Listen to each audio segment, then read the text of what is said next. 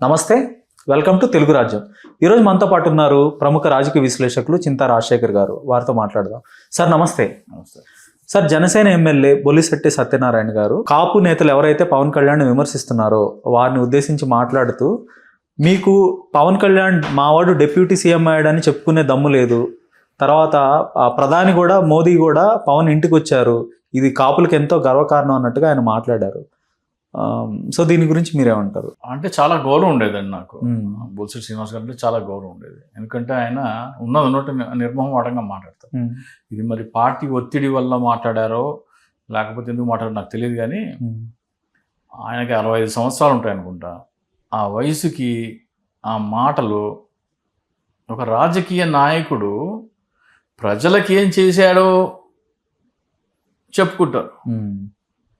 Pawan Kalyan deputy CM అయితే కాపులకి ఏంటండి? కాపు కార్పొరేషన్ ఎగదొబ్బారు.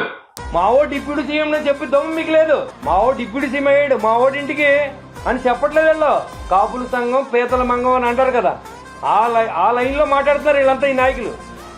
మావోడింటికి ప్రధానమంత్రి వచ్చాడు, మా ఇంటికి మేరా సాత్ పవన్ అని అన్నాడు అని చెప్పుకుంటే మనకే గొప్ప. నాడు నేడు ఎక్కడ చేసిన గొంగళి అక్కడే ఉంది. అంటే కాపులకి ఎటువంటి ఆర్థిక ప్రయోజనాలు అందకుండా, లేదంటే వారికి అందాల్సిన సంక్షేమ ఫలాలు అందకుండా, కేవలం కాపులు పవన్ కళ్యాణ్ ముఖ్యమంత్రి అయ్యాడు, ఆయన పదవిని అనుభవిస్తేనే చంకలు గుద్దుకోవాలంటారు. అంటే సిగ్గుందా లేదా నాకైతే అర్థం కాదండి. ఎట్లా మాడతారు అంటే, ఈయన సినిమా హిట్ అయితే మా ఓడి సినిమా హిట్ అయిందని వీళ్ళే బ్యానర్లు కట్టుకొని వీళ్ళే జబ్బలు తెచ్చుకోవాలి. ఈయన డిప్యూటీ సీఎం అయితే అంటే ఆడ ఎదిగితే మేము చాలు, పవన్ కళ్యాణ్ ఎదిగితే మా బతుక్కి ఇది చాలు. సిగ్గుందా? ఎమ్మెల్యే అయ్యావు నువ్వు బొల్సిటి శ్రీనివాస్. పవన్ కళ్యాణ్ ఎదుగుదలే కాపులకు సంతృప్త. పోనీ ప్రజలకైనా సరే సిగ్గుందా మాట మాట్లాడడానికి? కాపు కార్పొరేషన్ ఎగ్గొట్టేశారు, సిగ్గు లేదు, దాని గురించి నోరిప్పట్లేదు. 3వ వంతు పదవులు ఇస్తా అన్నాడు, కార్పొరేషన్ పదవుల్లో 5% కూడా రాలేదు, సిగ్గు లేదు, దాని గురించి మాట్లాడడం అంటే ఏంటి?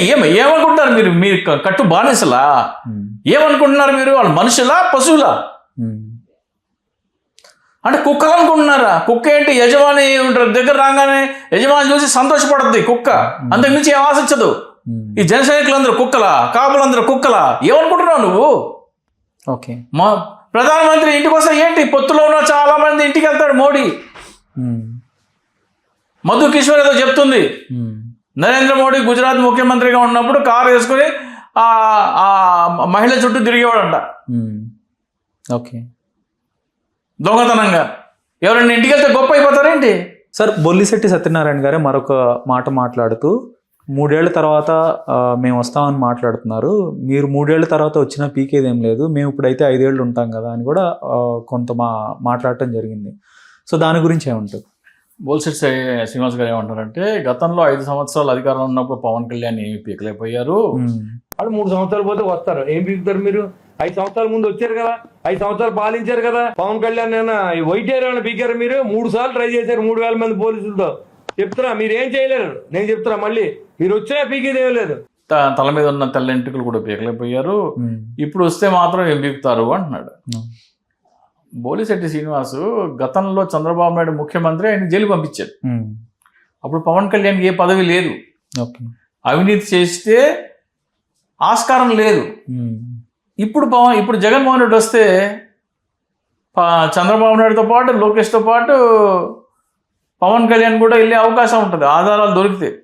ల్యాండ్ పూలింగ్ గనక సిబిఐ ఎంక్వైరీ వేస్తే బొల్లిశెట్టి శ్రీనివాస్ గారు, చంద్రబాబు నాయుడు, నారాయణ, లోకేష్, పవన్ కళ్యాణ్ వీళ్ళందరూ తిహార్ జైలుకి వెళ్తారు.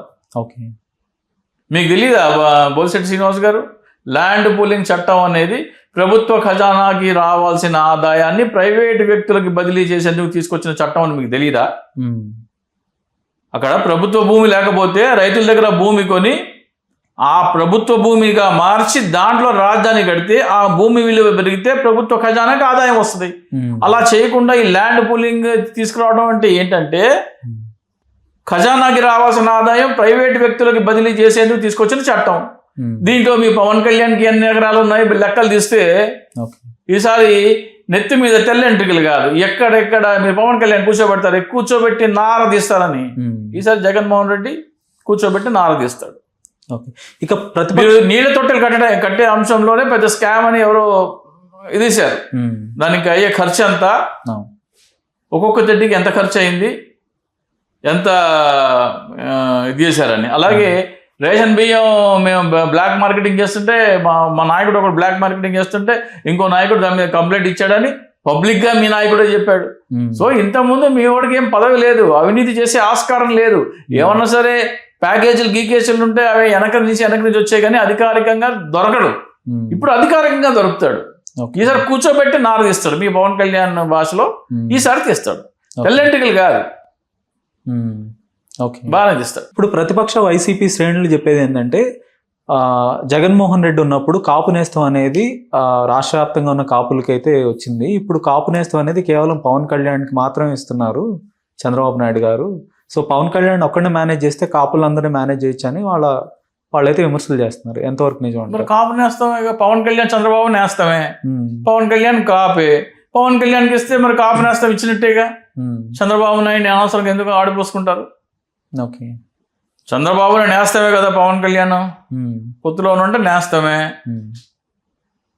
అతనికి ఇస్తున్నారు. సో కాపు నేస్తం ఇచ్చినట్టే కదా. ధన్యవాదాలు సార్. హలో, తెలుగు రాజ్యం ఛానల్ చూస్తున్నారా? సామాజిక రాజకీయ జీవన చిత్రణే తెలుగు రాజ్యం. అతిశయోక్తులు అసత్యాలు ఉండవు. రాజకీయ కోణం కాదు, ప్రజా కోణమే కొలబద్ద. తెలుగు రాజ్యం వీక్షణ మీ ఉత్తమ అభిరుచికి నిదర్శనం.